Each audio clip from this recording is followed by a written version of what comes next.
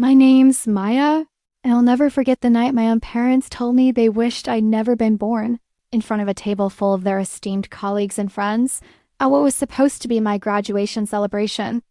The air was thick with the smell of expensive wine and roasted lamb, and the crystal glasses clanked in a cruel, cheerful symphony that contrasted violently with the silence that fell after my father's words. He hadn't even shouted. It was a calm, measured statement, a verdict delivered from the bench of our family dinner table, and it shattered the fragile performance of a happy family we had been struggling to maintain for years, that single night. And that opulent restaurant changed everything for me. It was the catalyst, the final, unignorable fracture. But the truth is, the foundation had been cracking long before. It wasn't just the venom of the insult itself that paralyzed me, it was the cold, dawning realization that I had spent my entire life, all 22 years of it, running a desperate, breathless race to earn a sliver of love and approval from two people who didn't even possess a dictionary for the language of unconditional love. They were fluent in achievement and prestige and social currency, but love was a foreign, sentimental concept they had no time to study. I grew up in the cold, polished marble hallways of a home where your worth was exclusively measured in courtroom, victories, and billable hours. My parents weren't just lawyers. They were legal titans, their names etched on the brass plaque of a firm that was treated with the reverence of royalty. My two older brothers, Mark and David, fell into line perfectly. They wore their first three-piece suits at 16, debated case law over breakfast, and saw the world in binaries of guilty and not guilty. The family business wasn't just a job. It was our inheritance, our identity, our unquestioned destiny. Our family dinners were never about connection or the simple comfort of shared food. They were strategic board meetings disguised as meals. Conversations were post-mortems of trials, analyses of an opponent's weakness, and discussions about which judge to invite to the next fundraising gala. The clinking of cutlery was merely punctuation in their legal discourse. I was the silent observer, the odd one out, the child who saw stories in the dust motes dancing in a sunbeam instead of in legal precedents. While they spent their evenings dissecting testimonies, I was lost in my own world, my fingers smudged with charcoal as I sketched the sorrow in a sculpture's eyes, or my mind wandering through the bustling agora of ancient Athens, reading about civilizations that valued philosophers as much as they did warriors. I tried once to bridge the chasm between our worlds. I had spent a month studying the legal symbolism in the Code of Hammurabi for our art history paper, my heart pounding with a fragile hope. I brought my heavily annotated book to the dinner table, pointing out how ancient law was intertwined with narrative and art. My father had glanced at the cuneiform, his expression one of mild anthropological curiosity. "That's a cute hobby, Maya," he'd said, before taking a sip of his wine. "But maybe one day you'll grow up and put that energy into something that actually matters." That word, cute, was a dismissal more effective than any courtroom objection. It relegated my entire passion, the very core of who I was, to the realm of the trivial, the childish, the insignificant. And in that moment, at my graduation dinner years later, I finally understood that I would never be anything more than a disappointing diversion in their serious, victorious world. By the time I started college, they'd made it clear: law, school, or nothing. It was the family's ultimatum, delivered not with shouting, but with the cold, unyielding finality of a signed contract. Every conversation, every casual inquiry about my future, was a not-so-subtle reinforcement of this. Single, non-negotiable path, but I chose nothing. In their eyes, at least, to me, was choosing everything: my sanity, my passion, my own soul. I quietly enrolled, using the small trust fund my grandmother had left me, and double majored in art history and cultural studies, the day I received the acceptance letter for one of the top master's programs for museum studies on the other side of the country. A fragile bubble of hope rose in my chest. I called my mother, my voice trembling with excitement. There was a long pause on the other end, followed not by congratulations, but by a weary, disappointed sigh. "Oh, Maya," she said, the sound crackling down the line. "How long will?"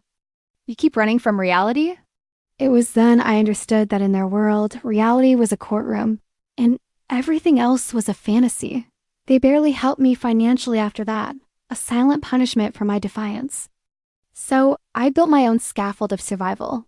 I worked 3 relentless jobs reshelving books in the silent, dusty aisles of a university library until my fingers were smudged with grime, pulling weekend cafe shifts where the steam from the espresso machine and the demands of impatient customers left me drained, and taking on freelance writing gigs for obscure blogs, writing about everything from Renaissance painters to local art fairs for pennies a word. It was a grueling hand-to-mouth existence, my days a blur of work, classes, and cheap instant noodles. Those years were profoundly lonely, a stark contrast to the crowded, noisy family life I had left behind. But in the quiet solitude of my small apartment, surrounded by secondhand art books and my own sketches, I learned something my family, for all their collective success, never did: the unshakable strength of true independence. I learned to rely on myself to patch my own wounds and to celebrate my own small victories when I graduated summa cum laude with my master's degree, a significant achievement that required a level of dedication they respected in their own field. I told myself that maybe, just maybe, this time they would finally see me. The Latin honors, the prestigious program, surely this was a language they could understand. Perhaps this time they would be proud. They didn't attend the ceremony. Of course, a last-minute court conflict was the texted excuse, but they agreed after some persuasion to come to a dinner that night. I booked a quiet, elegant restaurant downtown, a place with soft lighting, and white tablecloths, paying for it all with my own hard-earned money. They arrived 20 minutes late. My dad's handshake was a little too firm, his breath already carrying the sharp, peaty scent of whiskey. My mom was scrolling through her phone, her brow furrowed in response to some urgent email, while my brothers were immediately deep in a conversation about their latest high-profile case win. I pushed down the disappointment, a familiar ache, in my chest and smiled anyway. "I'm so happy you all came," I said, my voice perhaps a little too bright. My mother didn't even look up from her screen.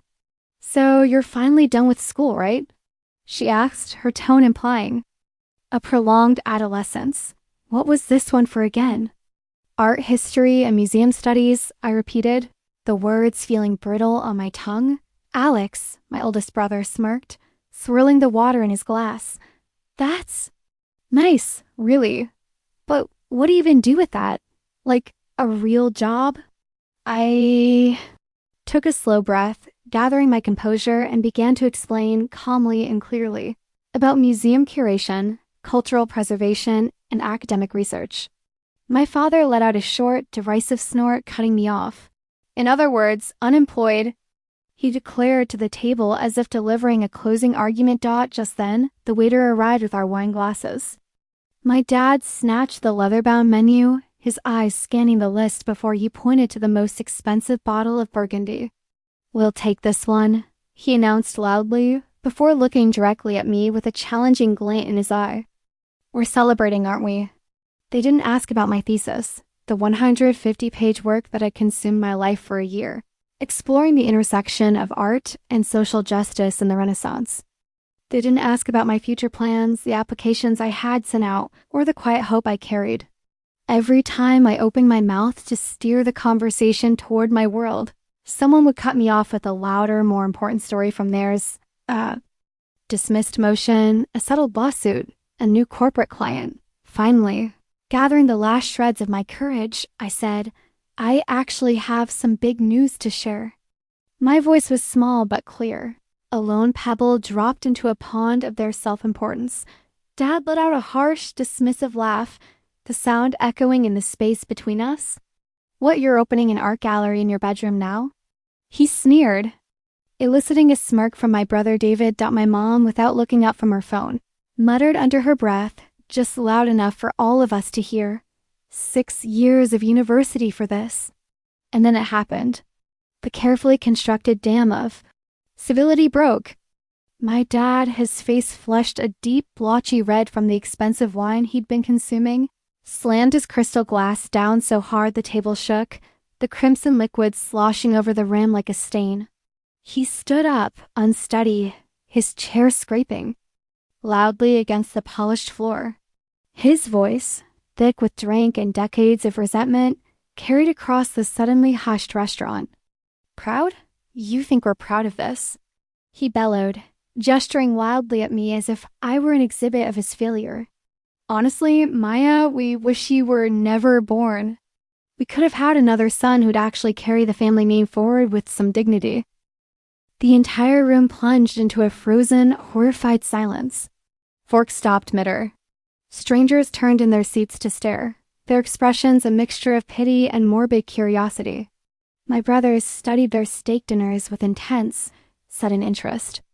My mother, her face pale, reached out and tugged at his sleeve, whispering, "Sit down, Tom, for God's sake." But she didn't look at me. She didn't defend me. She was only managing a scene. A strange, cold calm settled over me. I stood up quietly, my movements deliberate. I pulled my wallet from my purse, counted out more than enough cash to cover my share of the bill and my father's wine, and placed it neatly on the white tablecloth. I looked at each of them, my mother, my father, my brothers, and said, my voice eerily steady, "Thank you for finally saying what you've always thought." And without another word, I turned and walked out, leaving the suffocating atmosphere of their disappointment behind, the echo of my father's words the only thing following me into the cool night air. Tears I had held back for a lifetime finally rolled down my face, not of sadness, but of profound, overwhelming vindication.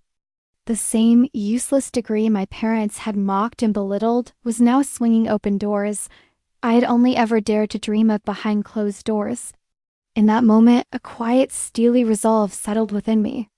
I decided to keep my success a secret. A card held close to my chest. I needed to see, once and for all, how far my own family would go in their charade of pretending I was nothing. They did not disappoint. My mother texted me links for LSAT prep courses with the subject line, "It's not too late." My father, with clinical detachment, forwarded me a job listing for a junior paralegal at their firm. My brother David messaged, "Dad feels bad. If you just apologize for the scene, maybe we can all move on." I let out a hollow laugh. Apologize? For existing outside the narrow confines of their approval. A month later, the universe delivered its perfect timing. Dr. Cross invited me as her guest to the museum's prestigious black tie fundraiser, where I was to be the unexpected honoree for research that had redefined their authentication process. The event fell on the very same night as my family's annual law firm gala. When my mother's formal invitation arrived, emphasizing family unity, I simply replied, "I already have plans." My father's demanding text, "What's more important than family?" What unanswered the night was a whirlwind of recognition. I stood in a gown I'd earned, receiving accolades from people who valued my mind. And when Mrs. Langley saw me across the room, her stunned expression was a silent victory. The article published the next morning, complete with photos, sent my phone into a frenzy of missed calls and frantic voicemails. Their sudden, desperate pride felt like far too little, far too late. When I finally stood before them in their own dining room, I placed my achievements on the table: the grant, the job offer, the contract. "I tried to tell you," I said. Quietly. "You never listened." Their excuses about wanting what was best for me rang hollow. "No," I corrected my mother. "You wanted me to be like you. And when I wasn't, you erased me." I told them I was leaving, that I was doing everything they said was impossible, and I was doing it without them. As my mother cried, asking if I was cutting them out, I looked at her and stated the simple, painful truth. "You did that a long time ago." And this time, when I walked out, I didn't look back. Their silence no longer stung. It felt like freedom.